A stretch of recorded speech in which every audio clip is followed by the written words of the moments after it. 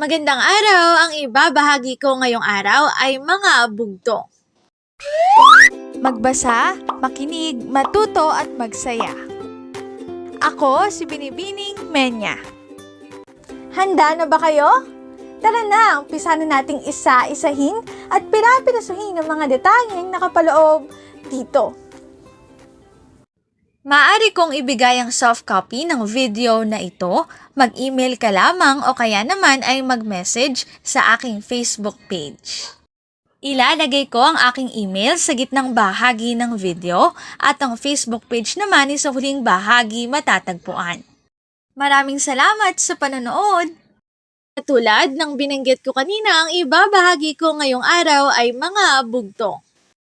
Unang bugtong, may isang prinsesa na nakaupo sa tasa. Ang kasagutan ay kasoy. Tot balat lumilipad. Sagot ay saranggola. Ting hayop na pangahas aaligid-aligid sa ningas. Ang sagot ay gamo-gamo. Pumili ako ng alipin mataas pa sa akin. Ang sagot ay sombrero. Hindi hayop, hindi tao nagsusuot ng sombrero.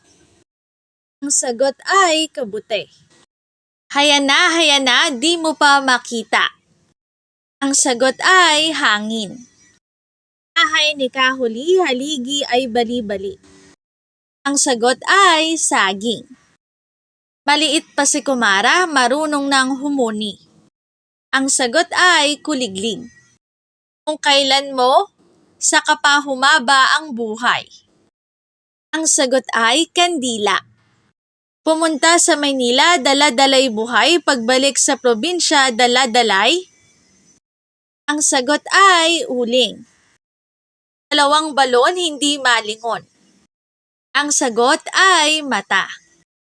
Narito ang aking sanggunian ng mga impormasyong nakatala sa bawat slides. Kung interesado kayo na magbasa pa, maaari niyong bisitahin ang website na ito. Para naman sa sanggunian ng aking ginamit na PowerPoint template ay narito ang aking sanggunian. Kung interesado kayo ay maaari niyo ring bisitahin. Mga bugtong, dito na nagtatapos ang aking pagbabahagi. Sana ay marami kayong natutuhan. Muli magbasa, makinig, matuto at magsaya. Ako si Binibining Menya. Paalam! Paalala, ang wikang Filipino ay mapagpalaya, atin natin itong gamitin, mahalin at mas paunlarin.